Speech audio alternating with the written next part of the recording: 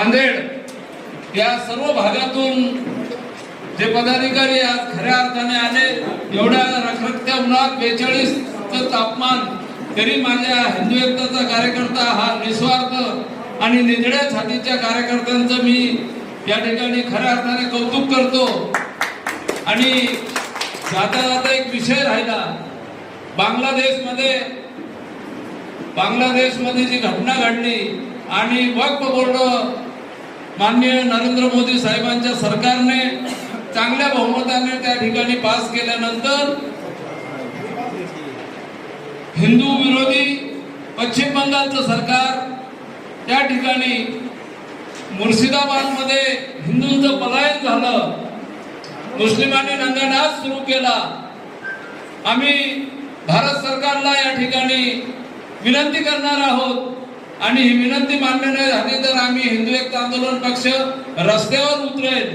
कुठल्याही परिस्थितीत माननीय राष्ट्रपती व पंतप्रधान यांनी ममता बॅनर्जी यांचं पश्चिम बंगालचं सरकार कुचकामी आहे, त्या सरकारने कुठलंही चांगलं काम केलेलं नाही आणि हिंदूंचे मुर्दे पडत असताना सरकार हसत आहे।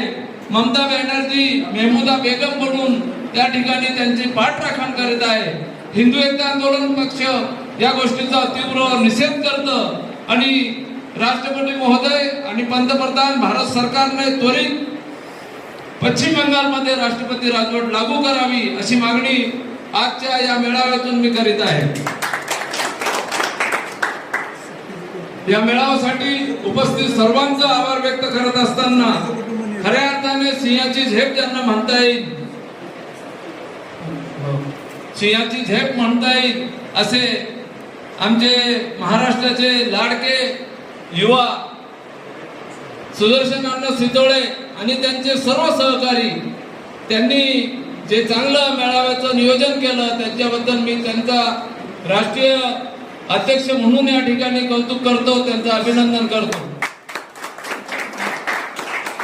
आणि दुसरं महत्वाचं, भारत सरकारने ही जी आज असून आपली लोकसंख्या वाढत आहे, देशाची लोकसंख्या 142 कोटी झालेली आहे।